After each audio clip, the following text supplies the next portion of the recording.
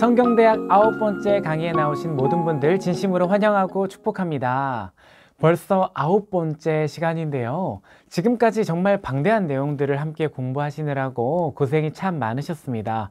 처음에 우리가 예배란 무엇인지부터 공부를 했고, 그리고 나서 구약에 나타난 예배, 신약에 나타난 예배, 거기에 대해서도 공부를 했었습니다. 그리고 초대교회부터 시작해서 중세교회, 종교개혁, 그 다음에 또 나아가서는 미국과 한국의 예배까지도 긴 역사를 살펴보았습니다. 오늘은 예배의 시간과 공간에 대해서 한번 살펴보려고 합니다. 예배에 있어서 시간 개념을 이해한다면 매 순간 주어지는 그 시간, 하나님의 시간에 주어지는 그 은혜를 더욱 우리가 찾아 누릴 수 있게 됩니다. 그리고 공간 개념을 이해한다면 예배당이라는 이 공간을 특히 말씀을 드릴 텐데요. 이 예배당 안에 있는 구조와 안에 있는 각종 상징물, 성구 등을 통해서 우리가 예배의 큰 의미를 더욱더 누릴 수 있게 될 것입니다. 오늘 하나하나씩 좀 살펴보도록 하겠습니다. 먼저 예배의 시간부터 살펴보도록 하겠습니다. 인간이 경험하는 시간은 일회적이고 지나간 시간은 다시 오지 않습니다. 그러니까 한번 지나간 시간은 되돌릴 수가 없는 것이죠. 인간의 시간의 흐름은 일회성이기 때문입니다. 쭉 일회성으로 지나가 버립니다. 그냥 지나가지만 한편으로는 공평하기도 합니다. 누구에게나 이 주어진 시간은 똑같으니까요. 모든 사람이 같은 시간을 받게 됩니다. 또 같은 시간을 경험함에도 불구하고 그 시간이 모두 다 똑같이 느껴지지는 않지요. 예를 들어서 인생의 고난길에 있는 사람에게 1분이라는 시간은 10년과도 같이 참 길게 느껴지기도 합니다. 고난이 빨리 지나갔으면 하기 때문입니다. 그래서 오늘은 로마 시대 때 사용되던 이 헬라어 두 개를 가지고 시간에 대해서 한번 이야기할 텐데요. 크로노스와 카이로스입니다. 고대 로마에서는 크로노스와 카이로스 두 개의 시간 개념을 사용했습니다. 크로노스는요, 우리 시계와 같습니다. 그냥 흘러가는 시간이고, 카이로스는 특별하게 기억되는 시간입니다. 그러니까 일반적으로 그냥 우리가 살아갈 때 지나가는 시간이 있고 그런 사건들이 있고, 짧지만 오랫동안 우리 머릿속에 자리하고 잊혀지지 않는 기억들이 또 시간이 있습니다. 이것이 바로 카이로스입니다. 예를 들어서 사랑하는 사람과 1시간을 보내는 것과 싫어하는 사람과 1시간을 보내는 것은 정말 다를 것입니다. 성경에는 카이로스가 자주 등장하는데요. 이게 바로 인간의 시간을 말하는 것이 아니라 하나님의 시간을 말할 때 카이로스라는 단어가 사용되고 있습니다. 우리 그리스도인들은 크로노스 중에 카이로스를 만들어내고 있는 사람들입니다. 그러니까 하나님께서 주어진 이 공평한 시간은 믿는 자들에게나 믿지 않는 자들에게나 똑같이 주어져 있죠. 그런데 이 시간 사이를 관통하는 하나님의 역사하심을 바라보는 것, 그거는 그리스도인만 할 수 있는 것입니다. 하나님의 눈으로, 그 믿음의 눈으로 사건을 바라보면 매 순간은 크로노스가 아니라 카이로스가 됩니다. 우리가 연인과 데이트를 할 때 기념일을 만들죠. 어떤 사람들은 1년 후에 여기가 우리가 처음 만나서 밥을 먹은 곳이라고 막 기념하기도 합니다. 생일도 마찬가지로 그날을 정해서 기억하죠. 근데 왜 이렇게 날을 정해놓고 기념할까요? 그날의 의미를 기억하기 위해서입니다. 이런 것들이 예배에서 사용하는 시간의 반복성입니다. 흔히 말하는 교회력이 바로 크로노스 안에서 이렇게 발견되는 하나님의 시간, 카이로스의 의미를 가지고 있습니다. 두 번째 시간 개념에 대해서 살펴볼 텐데요. 시간은 정체성을 규정합니다. 사람이 시간을 채워가는 이 순간 속에서 어떤 것을 채워가느냐에 따라서 인간의 정체성이 드러난다는 것입니다. 무슨 말인지 잘 이해가 안 되시죠? 한번 우리의 달력을 한번 보겠습니다. 그것에 따라서 우리의 정체성이 드러나는데요. 우리는 끊임없이 과거를 기억할 때 과거 속에서 어떤 것이 있었는지, 어떤 것이 의미가 있었는지 이 달력 속에 다 채워놓지 않습니까? 미래의 일도 달력 속에 우리가 기록해 두지 않습니까?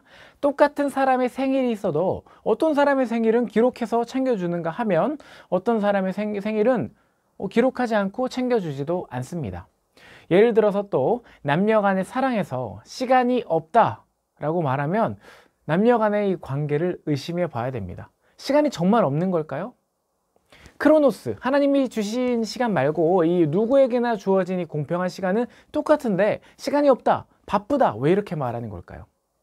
이 사람의 시간 달력에서 밀리는 것입니다. 우선순위가 밀리기 때문에 결국에 이 시간은 정체성을 의미하는 것입니다. 내가 어떤 것을 중심에 두고 있는가, 어떤 것이 나의 시간의 정체성인가 하는 것입니다. 세 번째, 하나님의 시간. 하나님에게 있어서 시간은 인간처럼 유한하지가 않죠. 카이로스라고 말씀드렸습니다. 그렇지만 하나님께서 시간 안에 들어오신 사건이 있습니다. 그것이 바로 성육신 사건입니다. 십자가 사건. 인간의 역사 속에 들어오셔서 시간 안에 갇혀 계시는 분이 하나님은 아니시죠. 그럼에도 불구하고 시간 안에 들어오시고 공간이라는 개념 안에 들어오셨습니다. 이 땅에 왜 오셨겠습니까? 인간과 소통하기 위해서 오셨습니다. 하나님은 시간에 매여 계시지 않는 분임에도 불구하고 아주 무거운 이 카이로스적인 시간, 그냥 크로노스를 관통하는 이 카이로스적인 시간을 만들어 내십니다. 그것이 바로 성육신, 또 십자가, 그리고 최근에 우리가 축하했던 부활 사건입니다. 인간이 시간 안에서 경험할 수 있었던 아주 중요한 사건입니다. 이제 이 하나님의 시간을 우리가 이해했다면 인간의 시간과 다르다고 말씀드렸죠. 이제 교회력을 한번 살펴보려고 합니다. 교회력은 교회의 사건들 중에서 특히 중요하게 기억해야 하는 시간들을 적어 놓은 것입니다. 그러니까 그리스도인의 달력이겠죠. 그러면 이 달력을 잘 지킨다는 것은 아까 말씀드린 그리스도인의 정체성을 잘 드러낸다. 그러니까 절기 예배를 잘 지키고 절기를 지켜서 행하는 것 정말 중요한 우리의 예배의 모습입니다. 인간과 하나님 사이에 어떠한 일이 일어났는가, 어떠한 것이 중요하게 기록되어야 하는가, 이것은 어떠한 정체성을 우리 그리스도인이 살아가면서 가지고 있는지를 잘 드러내는 것입니다. 일반적으로 교회력이라고 하면 연간 교회력 떠올리실 텐데 사실 이 교회력은 세 가지, 일간, 주간, 연간 교회력으로 나눌 수 있습니다. 첫 번째는 일간 교회력입니다. 데일리 사이클, 매일매일 돌아가는 거. 교회력이 무슨 일간이 있습니까? 우리가 큐티하죠. 새벽 기도 드리죠. 식사 기도하죠. 매일 성경 읽지 않습니까? 이런 것들이 바로 매일매일 하는 데일리 사이클, 일간 교회력입니다. 이 두 가지로 나눠서 일간 교회력은 이해할 수 있는데요. 첫 번째는 창조주 하나님과의 관계 속에서 하루의 소중함을 인식한다는 의미에서 중요합니다. 생명을 주시고 거두어 가시는 작은 경험을 매일매일 하는 것이죠. 매일 하루 속에서 우리는 태어남과 하나님 안에서 다시 죽는 것을 경험하게 됩니다. 아침에 일어났을 때 새로운 하나님의 숨결을 느끼고 또 새로운 시간 속에서 하나님이 주신 시간 안에서 하나님의 영광을 바라보며 하나님께 영광 돌리며 살아가는 것입니다. 식사 때마다 하나님께 기도하면서 하나님의 임재를 경험합니다. 식기도의 가장 큰 의미는 무엇입니까? 사람이 하나님의 말씀으로 산다고 말씀하신 그 말씀을 우리가 삶으로 살아내는 것 아니겠습니까? 먹을 때 하나님이 주신 것을 감사합니다. 일용할 양식을 주셔서 감사합니다. 지난 시간 이야기했던 우리 원입교인 규정에 보면은 이런 글이 있습니다. 음식을 먹을 때 기도하는 말이라. 거룩하신 하늘에 계신 우리 아버지, 날마다 삼시로 먹을 것을 주시니 어찌 감사한지 알 수 없나이다. 제가 오늘의 일을 하지 못하고 하나님의 일을 하오니 더욱 감사하옵니다. 제 마음에 하나님의 은혜를 잊지 않게 하여 주옵소서.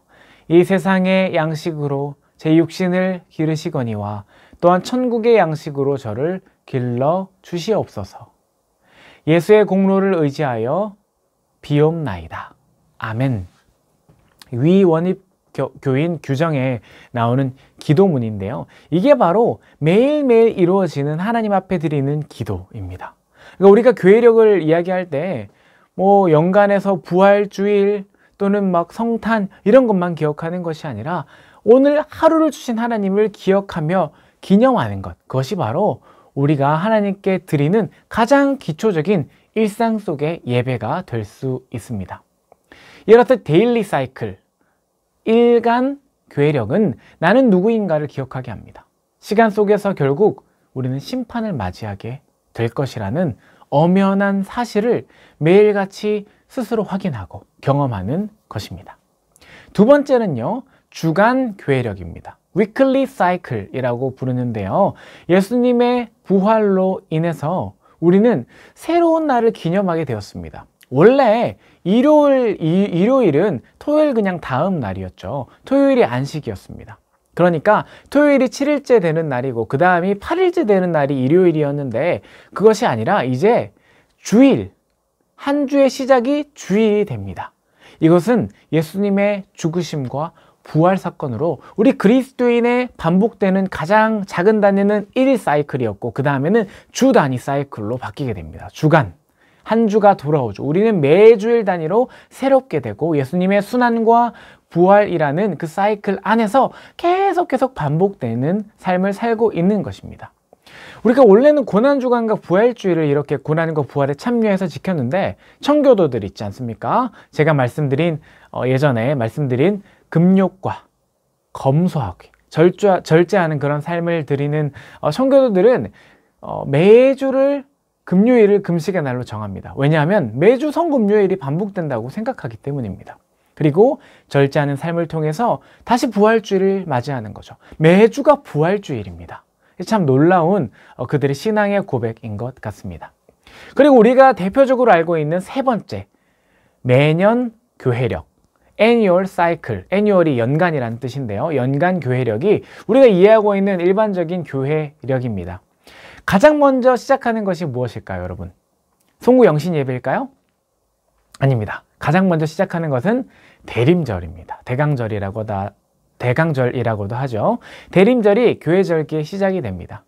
12월 25일을 기점으로 해서 1주, 2주, 3주, 4주일까지 있는데요. 대림절 또는 대강절, 그리고 강림절이라고도 사용합니다.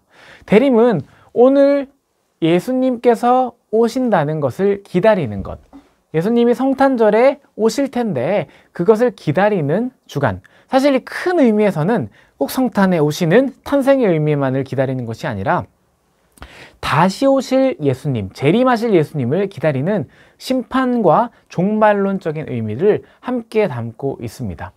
어느 날, 어느 순간이 나에게는 심판이고 종말이다. 우리는 알 수 없죠. 그날과 그때는 아들도 모르고 아버지만 아시느니라. 천사도 모르고 아들도 모르고 하늘에 계신 아버지만 아신다고 말씀하셨습니다. 마지막이 있다는 사실로부터 우리 신앙의 구조는 출발한다는 거죠. 그러니까 대림절이 교회력의 출발인 이유는 사실 첫 출발, 이제 영혼을 향해 간다 이것이 아니라 우리는 마지막으로 가고 있는 존재라는 거, 굉장히 멋있지 않습니까, 여러분? 대림절의 의미가 그것입니다. 우리는 마지막 심판으로 가는 것. 결국 우리는 흙으로 돌아가고 마지막이 있다. 그리고 마지막에는 심판이 있다. 그 구조에서 우리의 예배는 출발합니다. 그리고 두 번째, 성탄절. 예수님의 탄생을 기념하는 절기입니다. 성탄절에 울려 퍼져야 하는 핵심 메시지는 하나님께 영광, 땅에는 평화입니다. 그러니까 기쁨이 울려 퍼져야 합니다. 성탄절에는 고난당하시고 죽으시고 이런 예수님의 모습이 강조되는 것이 아니라 기쁨, 구원, 탄생, 이런 의미가 선포되어야 합니다. 세 번째는 주현절인데요. 주현절이 뭔지 아시는 분이 많지 않으십니다. 이 주현절의 기원은 예수님께서 세례를 받으시기 위해서 나타나신 날을 기념하는 날, 1월 6일입니다. 그러니까 기원 후 주후 4세기경부터 교회 절기로 지키기 시작했는데요. 사실 교회력에서 이게 부활 주일만큼이나 중요한 절기입니다. 오래된 절기입니다. 그런데 이게 지켜지지 않는 경향이 있죠.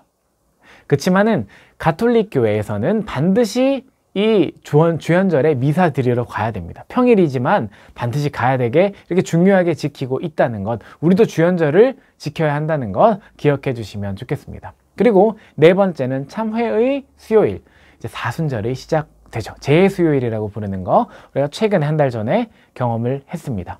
예수님의 고난과 사랑을 더욱 깊이 묵상하는 절기입니다. 사순절은 부활을 상징하는 주일을 뺀 나머지 40일을 기억하는 기간입니다. 사순절이 끝나고 다음 날이 부활 주일인데요. 부활 주일이 맞을까요? 부활절이 맞을까요? 정확히 말씀드리면 부활주일이라고 하는 것이 맞습니다. 부활절은 사실 부활주일부터의 50일간의 기간을 포함하는 기간이기 때문입니다. 그러니까 부활주일부터 50일 동안을 기쁨의 50일이라고 부르고 그 다음 50일째 되는 날이 오순절, 성령 강림 주일입니다. 초대교회는 부활주일 당일뿐만이 아니라 이 기쁨의 50일을 다 부활절로 절기로 지켰습니다. 그래서 매주일 모일 때마다 예수님께서 부활하셨습니다. 이것을 50일 동안 한 것입니다. 정말 예수님께서 부활하셨습니다. 이 문장으로 예배 가운데 선포하고 예배를 중점적으로 부활의 의미를 되새기면서 드렸는데 이게 조금 시간이 지나면서 많이 사라진 것 같습니다. 이것도 조금 아쉬운 부분 중에 하나인 것 같습니다. 그리고 여섯 번째는 성령 강림 주일입니다. 부활의 의미는 성령 강림으로 확정됩니다. 부활이 있는데 이것을 보증해 주는 영이 바로 성령입니다. 성령 강림 주일은 이런 의미에서 부활의 종지부를 찍었다라고 할 수 있겠죠. 모든 증거가 하나님께서 보내주신 성령님을 통해 확증되게 됩니다. 이후로는 성령 강림 주일 후 첫 번째 주일 또는 오순절 이후 첫 번째 주일이라고 부르게 됩니다. 그리고 절기가 없어요. 그 다음에 또 무슨 절기가 오냐면 대림절 오겠죠. 근데 전도사님 그러면 교회력이 이렇게 끝난 겁니까? 예, 그렇습니다. 공식적으로 교회력은 이렇게 끝이 나는데 궁금증이 있죠. 우리가 아는 절기가 조금 더 있는데 추수감사주일도 있는 것 같고 또 뭐가 있었더라? 종교개혁주일도 있는 것 같고 뭐 그런 거는 무엇입니까? 이렇게 묻는 분들이 있는데요. 그것은 교회 전통에서 공식적으로 인정하는 교회력은 아닙니다. 그렇지만 해당 지역의 문화나 역사 등에 따라서 새롭게 생긴 절기라고 볼 수 있습니다. 우리가 일반 절기라고 합니다. 교회력이라고 하지 않고 일반 절기라고 하는데요. 추수감사절, 또 어버이주일이나 또 어린이주일, 청년주일 등등 다양하게 있습니다. 뭐 종교개혁주일도 여기에 포함되는 일반 절기입니다. 이렇게 예배의 시간 개념과 특히 교회의 달력인 교회력의 의미를 저희가 간략하게 한번 살펴보았습니다. 시간이 많으면 자세하게 하나씩 공부하면 좋은데 좀 아쉬움이 있습니다. 이제 남은 시간은 교회의 공간을 한번 살펴보려고 합니다. 특히 이 교회의 공간 중에 예배당 안에서 벌어지는 예배에 대해서 한번 살펴보도록 하겠습니다. 여러분, 예배에는 언어적인 요소가 있는가 하면 비언어적인 요소가 있습니다. 언어적인 요소는 말과 관련된 거겠죠. 말씀 또는 찬양, 기도 그런 것들이 될 것입니다. 그렇지만 공간이 주는 것, 언어는 아니지만 보는 것만으로도 다양한 스토리를 제공해 줄 수 있고요. 예배당 안에 있는 뭐 기구나 장식들, 예를 들면 십자가나 강대상 이런 것들을 통해서 다양한 것들을 우리가 누릴 수 있게 됩니다. 뭐 장식들도 될 수 있겠고요. 색깔, 크기, 회중들의 몸짓, 노래, 행동, 이 모든 것이 조화를 이루어서 우리 기독교 예배를 풍성하게 만들어 줍니다. 여러분들께서는 이 교회 안에 있는 다양한 상징적인 예배 요소들을 보고 또 은혜를 경험하고 계십니까? 간단한 한번 예를 들어가지고 어느 날 기도회에 갔는데 조명이 어둑어둑해요. 그리고 앞에 촛불이 하나 켜져 있습니다. 그러면 여러분들 궁금하겠죠. 저게 뭘까? 왜 오늘은 불을 껐을까? 그리고 인도자가 이 촛불은 세상의 빛으로 오신 예수 그리스도를 상징합니다. 이렇게 말을 한다면 여러분 어떻게 생각하시겠습니까? 아마도 회중이 그 촛불을 바라볼 때마다 의식적으로 더욱 예수님을 떠올리게 될 것입니다. 빛이 일렁일렁하고 초가 타닥타닥 타는 소리는 예배를 훨씬 더 입체적으로 만들어 줄 것입니다. 우리에게도 익숙한 예는 바로 대림절 초겠죠. 하나씩 밝힐 때마다 예수님이 가까이 오심에 따라서 이 땅의 빛으로 가득 밝아진다 라는 의미입니다. 가장 기본적으로 우리는 성구라고 부르는 것이 있습니다. 성구. 말씀 구절이 아니라 이제 성스러운 기구라고 해서 예배당에 빛이 돼야 되는 성구가 있는데 첫 번째가 이제 설교대와 인도자의 단입니다. 이것은 말씀 선포를 위한 설교단으로서 개신교의 최우선적인 성구가 됩니다. 회중을 향해 오른쪽에 설치되어야 하고요. 그 크기는 인도대보다 높고 더 커야 합니다. 우리 교회는 중간에 있지만 이것은 반드시 거기에 있어야 하는 것은 아니기 때문에 사실 상관은 없습니다. 또 두 번째는 인도데이인데 일반 순서를 진행하는 그 예배 강단으로서 크기는 설교대보다 좀 작게 만들어야 합니다. 그리고 앞에 성찬상을 두게 되어 있습니다. 종교개혁 시대에는 이 성찬상이 참 중요했기 때문에 설교단보다 무조건 앞에 성찬상을 두기도 했습니다. 그만큼 그리스도와 연합을 중시했죠. 또 성경을 예배당 벽 중심에 이렇게 붙여서 펼쳐두게 되거든요. 이것은 바벨론 포로 이후에 회당 예배를 다시 좀 회복했을 때 제단의 구조가 언약궤를 이렇게 상징한 상자를 딱 놓고 그 위에 성경을 펴 놓았다고 합니다. 그것이 기원이 돼서 지금까지 이제 교회 가면 이제 강제상 위에 보면 성경 다 펼쳐져 있는 것, 그것이 기원이 돼서 지금까지 내려져 오고 있는 것입니다.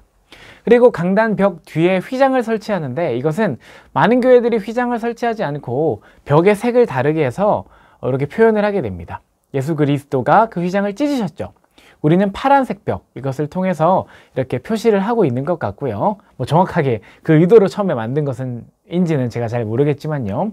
그리고 설교자의 가운, 찬양대의 가운 등도 예배에 있어서 통일성을 주고 예배자들의 각자 역할을 명확히 보여주게 됩니다. 지금까지 여러 성구들을 말씀드렸는데 사실 개신교회는 이런 것들을 가지고 있지만 반드시 필수적으로 설치하라고 말하지는 않습니다. 개교회의 상황에 따라서 동일교회는 동일교회의 상황에 따라서 옆에 있는 다른 교회들은 다른 교회에 따라서 유연하게 준비할 수 있게 만들어 두었습니다. 예를 들어서 교회 예배당 안에 반드시 두어야 하는 것은 없다는 것입니다. 사실 종교개혁자들은 다 치우라고 한 개혁자들도 있죠. 개혁자들이 많이 강조한 부분이기도 하고요. 그렇지만 이러한 상징물을 두는 이유는 예를 들어 예배당의 십자가를 통해서 그것을 보고 예수님의 고난을 더욱더 깊이 생각할 수 있게 된다는 점, 또는 예배당에서 이 설교단의 크기와 방향, 놓여 있는 것을 통해 하나님의 말씀이 가장 중심, 가장 위쪽 큰 곳에 있구나 하는 것을 성도들이 경험할 수 있게 된다는 것입니다. 이것을 통해서 우리는 하나님의 임재를 조금 더 풍성히 누리고 다양한 예배, 예전을 조금 더 풍성하게 경험할 수 있게 될 것입니다. 오늘은 예배의 시간과 공간에 대해서 살펴보았는데요. 벌써 9번째 강의가 끝났고 이제 마지막 강의가 남았습니다. 마지막 강의에서는 성례전에 대해서 어떤 의미가 있는지 살펴보려고 합니다. 성찬과 세례겠죠. 이것에 대해서 어떤 의미가 있는지를 살펴볼 텐데요. 마지막 시간까지 꼭 참석해 주시고, 그리고 전체적으로 10강의 강의를 한번 요약해보고 정리하는 시간을 갖도록 하겠습니다. 오늘도 함께 해주셔서 정말 감사드립니다. 우리 함께 기도하도록 하겠습니다. 하나님 감사합니다. 오늘 이 시간 저희를 불러주시고 하나님 앞에 나와서 성경대학 듣게 하심에 감사드립니다. 하나님, 오늘 예배 시간과 공간에 대해서 살펴보았습니다. 카이로스의 하나님의 시간이 우리 크로노스를 살아가고 있는 인간들 사이에 함께 하시며 그 순간 그 순간 하나님께서 우리에게 보여주신 은혜의 순간을 경험하게 하시고 그 은혜의 순간을 잊지 않고 삶 속에 잘 기억하며 감사함으로 예배 가운데 나아가는 우리 모두가 될 수 있도록 인도하여 주시옵소서. 예배의 공간 가운데 있는 각의 의미들, 사물의 의미들, 성구의 의미들을 기억하며 우리가 주어진 공간 안에 하나님께 신실하게 예배드리는 주님 자녀 될 수 있도록 인도하여 주시옵소서. 모든 말씀 살아계신 예수님의 이름으로 간절히 기도합니다. 아멘. 오늘도 성경대학 9번째 시간 함께 해주셔서 감사합니다. 다음 주에 뵙도록 하겠습니다. 감사합니다.